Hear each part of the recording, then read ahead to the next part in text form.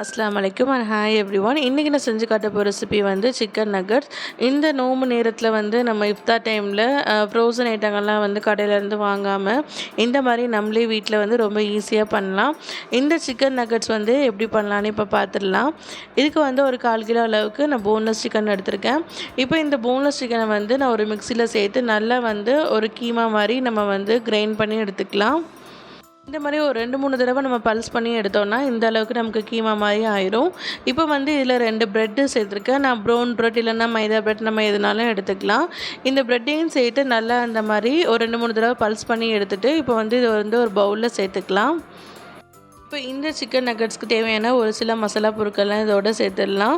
இந்த சிக்கன் நக்கட்ஸ்க்கு நம்ம முதல்ல வந்து கார்லிக் பவுடர் சேர்த்துடலாம். இந்த கார்லிக் பவுடர் வந்து ஒரு 2 டேபிள் ஸ்பூன் அளவுக்கு சேர்த்துக்கலாம். இதில் வந்து மெயினாக வந்து இந்த கார்லிக் பவுடரோட டேஸ்ட்டாக வந்து டாமினேட்டாக இருக்கும்.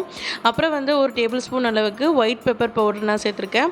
அப்புறமா ஒரு 1/2 டேபிள் ஸ்பூன் அளவுக்கு நான் வந்து பிளாக் பெப்பர் பவுடர் சேர்த்துருக்கேன். அப்புறமா ஒரு டேபிள் ஸ்பூன் அளவுக்கு உப்பு சேர்த்து எல்லாத்தையும் வந்து நம்ம ஒரு தடவை நல்லா மிக்ஸ் பண்ணி விட்டுக்கலாம். இப்போ கையால் வந்து நல்லா ஒரு தடவை மிக்ஸ் பண்ணி விட்டுக்கலாம். அப்புறமா இந்த டோவில் வந்து நான் வந்து முட்டை சேர்க்க போகிறேன். முட்டை வந்து முழு முட்டையும் சேர்க்காம கொஞ்சமாக ஒரு பாதி முட்டை தான் சேர்த்துருக்கேன். அப்புறம் ஒரு டீஸ்பூன் அளவுக்கு நான் வந்து சோயா சாஸ் சேர்த்துருக்கேன். பாதி முட்டையை வந்து நம்ம முழு முட்டையாக சேர்த்தோன்னா ரொம்ப வந்து கொலன்னு ஆயிரும். நம்ம முட்டை சேர்த்ததுக்கு அப்புறமா நம்ம கையால் நம்மளால் பிசைய முடியாது. அதனால் ஒரு மிக்ஸி ஜாரில் சேர்த்து நல்லா ஒரு 2-3 தடவை பல்ஸ் பண்ணி எடுத்தோன்னா நமக்கு இந்த முட்டை சோயா சாஸ் எல்லாம் நல்லா வந்து ஒன்றா வந்து பைண்ட் ஆகி வந்துடும். இப்போ இந்த சிக்கன் நக்கட்ஸை வந்து நம்ம கோட் பண்ணி எடுக்கிறதுக்காக ஒரு 1/2 கப் அளவுக்கு நான் வந்து மைதா எடுத்திருக்கேன். அதுக்கப்புறமா அந்த 1/2 கப்லேயே வந்து ஒரு 1/4 கப் அளவுக்கு நான் வந்து கார்ன்ஃப்ளவர் மாவும் சேர்த்துக்கிறேன்.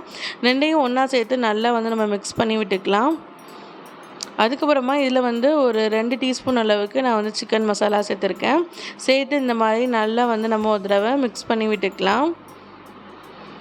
மைதா மாவு, கார்ன்ஃப்ளவர் மாவு, அப்புறம் வந்து சிக்கன் மசாலா எல்லாத்தையும் ஒன்றா சேர்த்து நல்லா மிக்ஸ் பண்ணி விட்டதுக்கப்புறமா இன்னொரு பிளேட்டில் வந்து நான் பிரெட் க்ரம்ஸ் எடுத்திருக்கேன். இப்போ வந்து நம்ம சிக்கன் நக்கட்ஸை வந்து நம்ம ஷேப் பண்ணி எடுத்துடலாம். இப்போ இந்த மாதிரி நமக்கு தேவையான சைஸில் வந்து சிக்கன் நக்கட்ஸை வந்து ஷேப் பண்ணிவிட்டு ஒரு முட்டையை வந்து நல்லா அடித்து வச்சுருக்கேன். முதல்ல வந்து நம்ம மைதாவை வந்து நல்லா டிப் பண்ணிவிட்டு அதுக்கப்புறம் முட்டையில் டிப் பண்ணிவிட்டு அதுக்கப்புறம் நம்ம வந்து பிரெட் க்ரம்ஸில் வந்து டிப் பண்ணி எடுத்துடலாம்.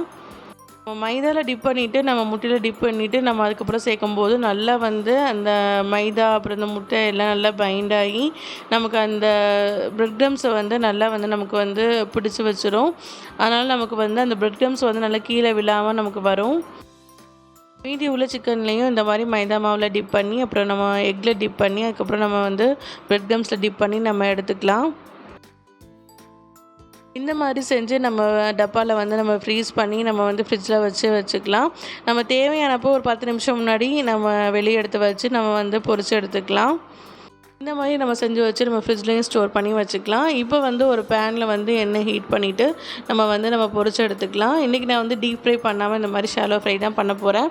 இப்போ வந்து நான் ஒவ்வொரு நக்கட்ஸையும் வந்து நான் பொரிச்சு எடுத்துக்கிறேன்.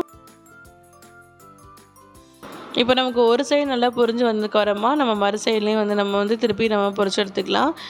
இந்த மாதிரி ஒரு மீடியமான ஹீட்டில் வச்சு நம்ம வந்து இந்த நக்கட்ஸை வந்து பொரிச்சு எடுத்துக்கலாம். ஒரு சைடு வந்து நல்லா கொஞ்சம் பொரிஞ்சு வரும்போது மறு சைடு திருப்பி விட்டு பொரிச்சு எடுத்துக்கலாம். இல்லைனா ரொம்ப வந்து நமக்கு வந்து கரிஞ்சு போன மாதிரி ஆயிரும். இந்த மாதிரி நம்ம 2 சைடும் மாற்றி மாற்றி நம்ம பிரட்டி போட்டு ஃப்ரை பண்ணி எடுத்துக்கலாம். இப்போ நமக்கு ஒரு சூப்பரான சிக்கன் நக்கட்ஸ் வந்து ரெடி ஆகிட்டு நம்ம இந்த மாதிரி செஞ்சு நம்ம 1 வீக்கு நம்ம ஃப்ரோசன் பண்ணி வச்சுட்டாலும் நம்ம வந்து தேவையானப்போ வந்து இஃப்தார் டைமில் வந்து நம்ம ஃப்ரை பண்ணி எடுத்துக்கலாம். கண்டிப்பாக இந்த ரெசிபி உங்களுக்கு பிடிச்சிருக்குன்னு நினைக்கிறேன். இது வரைக்கும் என்னோடய சேனலை சப்ஸ்கிரைப் பண்ணாமல் பார்த்துட்ருக்கவங்க மறக்காமல் சப்ஸ்கிரைப் பண்ணிக்கோங்க. கிட்ட இருக்கிற பெல் ஐக்கானையும் ப்ரெஸ் பண்ணி வைங்க. இந்த வீடியோ உங்களுக்கு பிடிச்சிருந்தால் மறக்காமல் லைக் பண்ணி ஷேர் பண்ணுங்கள். மறக்காமல் என்னோடய சேனலை சப்ஸ்கிரைப் பண்ணி வச்சுக்கோங்க. தேங்க்ஸ் ஃபார் வாட்சிங்.